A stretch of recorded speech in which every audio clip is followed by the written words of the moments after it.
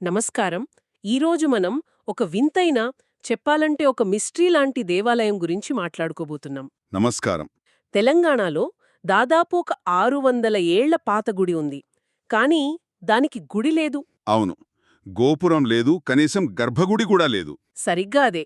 స్వామివారు ఆరుబయట ఒక బండరాయి మీద ఎండకు ఎండుతూ, వానకు తడుస్తూ అక్కడే పూజలందుకుంటున్నారు. అసలు ఒక దేవుడు తనకు ఆలయం వద్దని ఎందుకంటాడు? ఇది నిజంగా చాలా ప్రత్యేకమైన క్షేత్రం. మనం మాట్లాడుతున్నది పెద్దపల్లి జిల్లా కమాన్పూర్లోని ఆదివరాహస్వామి దేవాలయం గురించి. ఆ అక్కడి విగ్రహం స్వయంభూ అంటారు కదా. అవును, స్వయంభూ. అంటే దాన్నెవరూ చెక్కలేదు, దానంతట అదే వెలిసిందని ఒక ప్రగాఢమైన నమ్మకం. అంతేకాదు, కాలం గడిచే కొద్దీ ఆ విగ్రహం సైజులో పెరుగుతోందని. అవును, నేను కూడా విన్నాను. దానిమీద జంతువులకున్నట్టు రోమాలు కూడా కనిపిస్తాయని అంటారు. సరిగ్గా. దీనికి తోడు ఈ చిన్న క్షేత్రానికి, మనందరికీ తెలిసిన తిరుమల క్షేత్రానికి ఒక విడదీయరాని బంధం కూడా ఉంది. సరే, అయితే ఇక లోతుగా విశ్లేషిద్దాం. ముందుగా ఈ ప్రదేశం ఎలా ఉంటుందో మనసులో ఊహించుకుందాం. ఎక్కడుందిది? ఇది కమాన్పూర్ గ్రామంలో సింగరేణి ఓపెన్ కాస్ట్ ప్రాజెక్ట్కి చాలా దగ్గరలో ఉంటుంది. అంత పచ్చదనం మధ్యలో ఒక చిన్న కొండమీద. అక్కడే స్వామివారు ఆరుబయట ఒక బండరాయి మీద ఉంటారన్నమాట. ఈ ఆలోచనే చాలా విచిత్రంగా ఉంది కదా. ఖచ్చితంగా. అసలు కథ ఇక్కడే మొదలవుతుంది. స్థల పురాణం ప్రకారం గతంలో చాలాసార్లు ఇక్కడ గుడి కట్టాలని ప్రయత్నించారట. ఓ, కాని అవ్వలేడా? అవ్వలేదు. ప్రతిసారి ఏదో ఒక అడ్డంకి, ఏదో ఒక ఆటంకం వచ్చి ఆగిపోయేది. మరి ఎందుకని? చివరికి ఒక భక్తుడి కలలో సాక్షాత్తు స్వామివారే కనిపించి తనకు ఎలాంటి కట్టడాలు, గోపురాలు వద్దని, నేను ప్రకృతితో కలిసి ఇలాగే ఉంటానని చెప్పినట్టుగా ఒక బలమైన నమ్మకముంది. ఆసక్తికరంగా ఉంది. బహుశా అందుకే భారతదేశంలో గర్భగుడిలో లేని ఏకైక వరాహస్వామి క్షేత్రం ఇదేనేమో. అవును, బహుశా అదే కారణం. అంటే దైవానికి కావలసింది భవనం కాదు, భక్తి మాత్రమే అని చెప్పకనే చెబుతున్నట్టుంది. సరే, అసలు స్వామివారు ఇక్కడ ఎలా వెలిశారు? దాని వెనుక కథేంటి? ఇది దాదాపు ఒక 6 శతాబ్దాల క్రితం మాట. ఒక మహర్షి ఈ ప్రాంతంలో తపస్సు చేస్తూ ఉండగా హ్మ్, ఆదివరాహస్వామి ఆయనకు కలలో దర్శనమిచ్చి, నువ్వు తపస్సు చేసిన ఈ చోటే నేను కొలువై ఉంటాను, భక్తులను కాపాడతాను అని మాట ఇచ్చారట. ఆ తర్వాతే ఆ బండరాయి మీద వెలిశారా? అవును, ఆ తర్వాతే అక్కడ వెలిశారు అని చెబుతారు. ఇక్కడే అసలు ఆశ్చర్యం. నేను చదివిన దాని ప్రకారం స్వామి మొదట వెలిసినప్పుడు కేవలం ఒక ఎలుక సైజులో ఉన్నారట. ఇది నమ్మశక్యంగా లేదు. అవునవును, ఇది పూర్తిగా విశ్వాసానికి సంబంధించిన విషయం. మొదట ఎలుకంత పరిమాణంలో ఉన్న ఆ స్వయంభూ విగ్రహం నెమ్మదిగా సంవత్సరాలు గడిచే కొద్దీ పెరుగుతూ ఇప్పుడు దాదాపు 2 అడుగుల ఎత్తుకు చేరుకుందని అక్కడి పూజారులు, స్థానికులు చాలా బలంగా నమ్ముతారు. నిజంగానా? ఇంకా దానిమీద రోమాల గురించి కూడా చెబుతారు. అవును, ఇంకా చెప్పాలంటే ఆ విగ్రహాన్ని చాలా దగ్గరగా చూస్తే ఒక పందికున్నట్టుగా వెంట్రుకలలాంటి రోమాలు కూడా చాలా స్పష్టంగా కనిపిస్తాయని అంటారు. అంటే ఆ విగ్రహం అలా పెరగడమే దానికి జీవకళ ఉందని చెప్పడానికి ఒక నిదర్శనమన్నమాట. సరిగ్గా అదే. భక్తులు అలానే భావిస్తారు. విగ్రహం పెరగడం, దానిపై రోమాలు కనిపించడం, ఇవన్నీ అద్భుతమైన విషయాలు. మరి ఇక్కడికి ఎలాంటి సమస్యలతో ప్రజలు ఎక్కువగా వస్తుంటారు? స్వామివారి పేరులోనే వరాలిచ్చేవాడని ఉంది కదా, ఆదివరాహస్వామి. ఇక్కడికి వచ్చే భక్తులు తమ కోరికలు నెరవేరాలని ముడుపులు కట్టడం ఒక ముఖ్యమైన ఆచారం. ముడుపులు అంటే ఎలా కడతారు? ఒక కొబ్బరికాయను ఎర్రటి గుడ్డలో కట్టి తమ కోరికను స్వామికి చెప్పుకుని అక్కడ దగ్గర్లో ఉన్న చెట్టుకు కడతారన్నమాట. అలా కడితే ఎంత కష్టమైన కోరికైనా తప్పక నెరవేరుతుందని ప్రగాఢంగా విశ్వసిస్తారు. ముఖ్యంగా ఏ ఏ కోరికల కోసం వస్తుంటారు?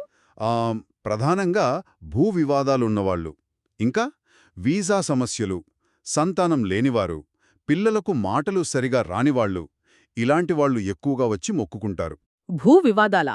అంటే సంవత్సరాల తరబడి కోర్టుల చుట్టూ తిరిగే సమస్యలు కూడానా?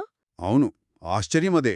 ఏళ్ల తరబడి పరిష్కారం కాని భూ సమస్యలు కూడా ఇక్కడ ముడుపు కట్టగానే పరిష్కారమయ్యాయని చెప్పే భక్తులు చాలామంది ఉన్నారట. ఒక్క నిమిషం, ఇక్కడొక లోతైన కనెక్షన్ ఉంది. మనం పురాణాల గురించి మాట్లాడితే వరాహస్వామి స్వయంగా భూదేవిని రక్షించారు. నిజమే. ఇప్పుడు వేల సంవత్సరాల తర్వాత ప్రజలు తమ వ్యక్తిగత భూమి సమస్యలను, అంటే వారి పొలాలు, ప్లాట్ల గొడవలను అదే దేవుడి దగ్గరికి తీసుకువస్తున్నారు. ఆ నమ్మకం అప్పట్నుంచి ఇప్పటిదాకా ఇంత బలంగా కొనసాగడం అద్భుతం కదా. సరిగ్గా పట్టుకున్నారు. పురాణగాథకు ప్రస్తుత ఆచారాలకు మధ్య ఉన్న బలమైన బంధం అదే. భూమిని కాపాడిన స్వామి తమ భూ సమస్యలను కూడా పరిష్కరిస్తాడని భక్తుల అపారమైన విశ్వాసం. పూజా విధానంలో కూడా ఏదైనా ప్రత్యేకతుందా? ఉంది. ఇక్కడ కూడా ఒక విలక్షణమైన పద్ధతి ఉంది. కేవలం ఉదయం 9 గంటల్లోపు మాత్రమే అభిషేకాలు, పూజలు చేస్తారు. ఆ తర్వాత విగ్రహానికి చందనంతో అలంకారం చేసేస్తారు. పిన్నె సాయంత్రం వేళలో ఎలాంటి పూజలు, అభిషేకాలు ఉండవు. దానికేదైనా ప్రత్యేక కారణముందా? స్పష్టంగా తెలీదుగాని ఆ రోమాలు బయటికి వస్తాయనే నమ్మకం వల్ల కావచ్చని కొందరంటుంటారు. సరే, మనం పదే పదే పురాణ నేపథ్యం అంటున్నాం. అసలీ వరాహావతారం ప్రాముఖ్యతేంటి? విష్ణుమూర్తి దశావతారాలలో ఇది మూడవది కదా? అవును, మూడవది. అసలు ఈ అవతారం ఎత్తాల్సిన అవసరం ఎందుకొచ్చింది? ఇక్కడే అసలు కథ ఉంది. పురాణాల ప్రకారం సత్యయుగంలో హిరణ్యాక్షుడనే ఒక రాక్షసుడుండేవాడు. అతను బ్రహ్మ నుంచి ఒక విచిత్రమైన వరం పొందాడు. ఏమిటా వరం? తనకు ఏ దేవుడు, మానవుడు లేదా తెలిసిన ఏ జంతువు చేతిలోనూ మరణం ఉండకూడదని కోరుకున్నాడు. ఆ గర్వంతో లోకాలను పీడిస్తూ చివరికి భూదేవిని ఒక చాపలా చుట్టి సముద్ర గర్భంలో దాచిపెట్టాడని విన్నాను. అవును, సముద్రగర్భంలో పాతాళలోకంలో దాచిపెట్టాడు. అప్పుడు లోకాలన్నీ అల్లకల్లోలమై ఉంటాయి కదా? సరిగ్గా అదే జరిగింది. జీవరాశులన్నీ నాశనమయ్యే పరిస్థితొచ్చింది. అప్పుడు దేవతలంతా విష్ణుమూర్తిని ప్రార్థించారు. విష్ణువు అప్పుడు వరాహ రూపాన్ని ఎంచుకున్నారా? అవును, హిరణ్యాక్షుడు వరాన్ని గమనించి తెలివిగా పంది రూపాన్ని అంటే వరాహ రూపాన్ని ఎంచుకున్నారు. ఆ రూపంలో సముద్రంలోకి వెళ్లి హిరణ్యాక్షుణ్ణి తన కోరలతో సంహరించి భూదేవిని తన దంతాలపై సురక్షితంగా పైకి తెచ్చారు. అలా భూమిని యథాస్థానంలో నిలబెట్టారన్నమాట. అదే వరాహావతారం. మీరు వరాహస్వామి అనగానే నాక్కూడా వెంటనే తిరుమల గుర్తొస్తోంది. మన సమాచారం ప్రకారం ఈ చిన్న గుడికి, ఆ పెద్ద క్షేత్రానికి ఏదో సంబంధముందని ఇందాకన్నారు. ఏమిటది? ఇది చాలా ఆసక్తికరమైన పురాణగాథ. కలియుగంలో శ్రీనివాసుడు లక్ష్మీదేవిని వెతుక్కుంటూ వైకుంఠం నుంచి భూలోకానికి వస్తాడు కదా. అవును. అప్పుడు తిరుమల కొండలపై నివసించడానికి ఒక చోటు కావాలని కోరుకున్నాడు. అయితే ఆ కొండలు అప్పటికే ఆదివరాహస్వామి నివాసస్థలం. అంటే తిరుమల కొండలు మొగట వరాహస్వామివా? వెంకటేశ్వరస్వామి ఒక రకంగా అద్దెకున్నట్టా లెక్క. చాలామందికి ఈ విషయం తెలుసుండదు. అవును, పురాణాల ప్రకారం అదే నిజం. శ్రీనివాసుడు నివాసం కోసం వరాహస్వామిని ఆశ్రయం కోరగా దానికి ప్రతిఫలంగా అంటే మూల్యం చెల్లించమని వరాహస్వామి అడిగారట. అప్పుడు శ్రీనివాసుడేం చేశారు? అప్పుడు శ్రీనివాసుడు, ప్రస్తుతం నాతో శ్రీ అంటే ధనం లేదు, కాబట్టి నేను నీకు ఒక వరమిస్తాను. కలియుగాంతం వరకు తిరుమలకు వచ్చే భక్తులు ముందుగా నిన్ను దర్శించుకున్న తర్వాతే నా దర్శన భాగ్యం పొందుతారు అని మాట ఇచ్చారట. ఓ, అందుకే ఇప్పటికీ తిరుమలలో ముందుగా వరాహస్వామిని దర్శించుకుని ఆ తర్వాతే శ్రీవారి దర్శనానికి వెళ్లడం ఒక సంప్రదాయంగా కొనసాగుతోంది. సరిగ్గా అదే కారణం. ఆ ఆదివరాహస్వామికి, ఈ కమాన్పూర్ ఆదివరాహస్వామికి ఉన్న సంబంధం అదే. అయితే ఇక్కడో చిన్న తేడా ఉంది కదా? ఏమిటది? తిరుపతిలో ఉన్నది నరవరాహ రూపం, అంటే మానవ శరీరం, పంది ముఖంతో ఉంటారు. కాని కమాన్పూర్లో సాక్షాత్తు పంది రూపంలోనే ఉన్నారు. సరిగ్గా పట్టుకున్నారు. అందుకే దీనిని ఆదివరాహ క్షేత్రమని, అంటే తొలి రూపం అని కూడా అంటారు. ఇక్కడ ప్రత్యేకత అదే. సరే, ఇప్పుడు ఒక ముఖ్యమైన సందేహాన్ని నివృత్తి చేసుకుందాం. చాలామందికి వరాహస్వామి, వారాహిదేవి ఒక్కరేనా అనే అనుమానముంటుంది. అవును, ఇది చాలామందికొచ్చే సందేహమే. చూడ్డానికి ఇద్దరి రూపాలు ఒకేలా ఉంటాయి కదా? దీని గురించి మనకున్న ఆధారాలేం చెప్తున్నాయి? ఇది చాలా ముఖ్యమైన ప్రశ్న. వరాహస్వామి, వారాహిదేవి వేరువేరు, ఇద్దరూ ఒక్కరు కాదు. ఓకే. వరాహస్వామి విష్ణుమూర్తి యొక్క పురుష అవతారం. హిరణ్యాక్షుని సంహారం కోసం ఈ రూపాన్ని ఎత్తారు. ఇది దశావతారాలలో ఒకటి.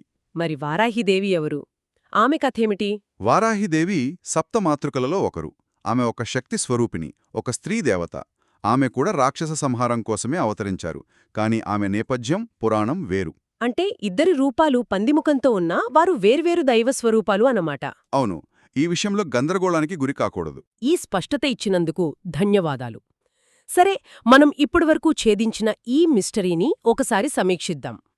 కమాన్పూర్లోని ఈ ఆది వరాహస్వామి క్షేత్రం ఒకవైపు 600 ఏళ్ల చరిత్ర, హిరణ్యాక్షుని వదలాంటి బలమైన పురాణ గాథలతో ముడిపడి ఉంది.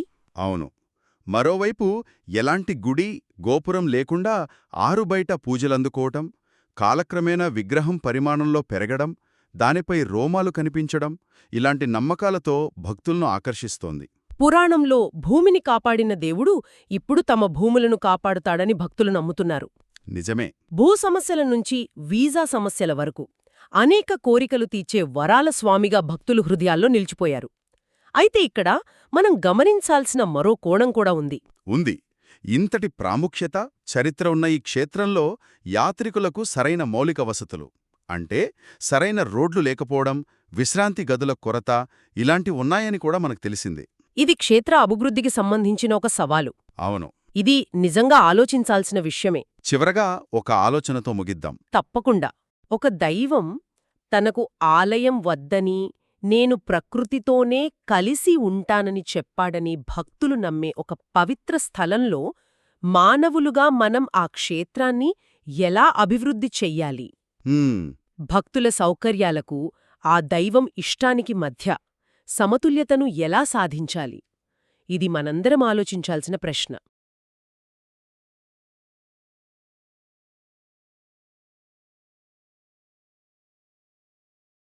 భక్తులందరికీ ఆదివరాహస్వామి క్షేత్రానికి స్వాగతం. లోకంలో ఎంతోమంది దేవతలు దేవుళ్ళు ఉన్నప్పటికీ వరాహస్వామి అంటే ఒక గొప్పనైన స్వామని వేదాలు, ఇతిహాసాలు, పురాణాలన్నీ చెప్తూ ఉంటాయి. ఎందుకు ఆ స్వామికి అంత గొప్పనైన అవతారాన్ని దాల్చాడు స్వామి? ఎందుకంత గొప్పనైన అంటే వరాహం అంటే పంది అవతారం. ఇది విష్ణుమూర్తి అవతారంలో 3వ అవతారం, దశావతారంలో. ఆ స్వామి అవతారానికి ఎత్తడానికి ఒక మంచి యోగ్యత ఉంది. అదేమిటంటే మనందరికీ తల్లిదండ్రులు ఉన్నా లేకున్నా మనందరికీ తల్లి ఈ భూదేవి అన్నమాట. ఆ భూదేవిని రక్షించడం కోసం ఈ స్వామి అవతారాన్ని దాల్చి ఆ భూదేవిని కాపాడి మనందరికీ అందజేసిన స్వామి వరాహస్వామి అని చెప్తూ ఉంటారు. అయితే ఈ వరాహస్వామి ఒక ప్రత్యేకత ఏంటంటే వరాహస్వామి చాలామంది దేవులంతా కూడా ఒక వేదాని గురించో లేకపోతే ఇతిహాసాల గురించో లేదంటే దేవుళ్ళ గురించి చేసి ఉండొచ్చు, కానీ వరాహస్వామి మాత్రం మన గురించి మాత్రమే ఈ అవతారాన్ని దాల్చి, అంటే మనుషుల గురించి దాల్చిన అవతారంలో మొట్టమొదటి అవతారం వరాహ అవతారం అన్నమాట. అలా మనుషుల గురించి దాల్చిన అవతారం ఈ మొట్టమొదటి అవతారం వరాహస్వామి అవతారం. అయితే ఈ భూదేవిని రక్షించిన స్వామి ఎప్పటికి కూడా మన గురించి ఆలోచిస్తున్నాడు. కాబట్టి ఎవరైనా కూడా తనని ఆరాధించినట్టయితే వాళ్ళకి ఎలాంటివన్నీ కూడా దోషాలు ఉంటే కూడా అవి తొలగిపోయి వాళ్ళకి ఏదైతే కార్యం కావాలనుకుంటారో అది తొలగకుండా వస్తుందన్నమాట. ఇక్కడ ఈ కమాన్పూర్ మండలంలో ఉన్న వరాహస్వామి యొక్క ఆదివరాహస్వామి యొక్క ప్రత్యేకత ఏమిటంటే వరాహస్వామి దేవాలయాలు ఎన్నో ఉన్నప్పటికీ కూడా ఈ వరాహస్వామికి ఒక ప్రత్యేకత ఉంది. ఈ వరాహస్వామి ప్రత్యేకత ఏంటంటే వరాహము అంటే ఎలా ఉండునో అలానే ఇక్కడ దర్శనమిస్తుంటాడు అన్న స్వామి. అంటే పంది అవతారం దాల్చినప్పుడు ఎలా అయితే ఉన్నాడో స్వామి, ఇక్కడ ఆ వరాహ అవతారం అయితే ఎలా ఉంటుందో అలానే దర్శనమిస్తుంటాడు ఇక్కడ స్వామి. మిగతా దేవాలయాల్లో వరాహస్వామి ఉన్నప్పటికీ కూడా మొహం మాత్రం వరాహస్వామిలో ఉండి మిగతా బాడీ అంతా కూడా మనిషి రూపకంగా ఉంటుంది. కానీ ఇక్కడ ఉన్న వరాహస్వామి వరాహము అంటే ఎలా ఉంటుందో అలా ఉండడం దర్శనం యొక్క ప్రత్యేకత. అలానే ఇక్కడ ఉన్న స్వామి ముందుగా చూసినట్టయితే చిన్నగా ఉండేవాడు, ఆ తర్వాత పెరుగుతూ పెరుగుతూ వరాహమూర్తి అంటే ఎలా ఉండదో అలా దర్శనం ఇస్తున్నాడు. ఇక్కడ ఈ స్వామి యొక్క ప్రత్యేకత ఏంటంటే వరాహ విగ్రహం పెరుగుతూ ఉంటుందన్నమాట. అది ఈ స్వామి యొక్క విగ్రహ ప్రతిష్ట యొక్క వైభవం. భక్తులంతా కూడా ఈ విషయాన్ని తెలుసుకొని ఇక్కడికి వచ్చి స్వామి యొక్క ప్రార్థన చేసి స్వామికి అభిషేకం కానీ ముడుపును కానీ కట్టుకున్నట్టయితే వారి కోరికలన్నీ ఇట్టే నెరవేరి ఆ స్వామి కృపకు అందరూ పాత్రలవుతున్నారు. వీలైన వాళ్ళంతా కూడా స్వామి దగ్గరికి వచ్చి స్వామిని దర్శనం చేసుకొని ఆ స్వామి యొక్క కృపకు పాత్రలు కావాల్సిందిగా కోరుకుంటూ జై బోలో ఆదివరాహ స్వామి భగవానికి జై. జై శ్రీనారాయణ. వారికి ఇక్కడ గుడి కానీ గోపురం కానీ ఎందుకు లేరు, ఎందుకు కట్టిస్తలేరు అనే ఒక అపోహలు ఉన్నాయి. కాకపోతే స్వామివారికి ఇష్టంగా ఆయన కోరుకునేది ఏంటి అంటే నాకు గుడి గోపురాలు ఏమి వద్దు, నేను వర్షానికి నడుస్తూ ఎండకెండుతూ చలిలో ఉంటూ అన్నీ ఇట్లా ఉంటూ భక్తుల బాధక సాధకాలు, నాకు ఈ బాధక సాధకాలు ఎండ వాన చలి అనేది బాధక సాధకాలు నాకు తెలుసు కాబట్టి నా భక్తులకు ఎట్లాంటి బాధక సాధకాలు ఉన్న తీరుస్తారనే ఉద్దేశం స్వామివారు గుడి గోపురాలు కట్టియాలని లేదు. ఏ గుడికి లేని ప్రత్యేకత ఈ గుడికి ఉన్నది. ప్రత్యేకత అలాంటి ప్రయత్నం కూడా ఒకసారి చేసిందంట, నాకు కూడా తెలియదు. ఒకసారి కట్టిద్దామని మామూలుగా రేకుల సెట్ వేస్తే ఈ గ్రామ పరిసర ప్రాంతాల్లో ఎక్కడ గాలి దూరం లేకుండా ఈ ప్రాంతంలో గాలి దూరం వచ్చి ఆ రేకులన్నీ లేచిపోయి పగిలిన సందర్భాలు ఉన్నాయని పూర్వీకులు చెప్పంగా విన్నా. నేను కూడా అది సత్యం. ఇప్పుడు చెప్పండి.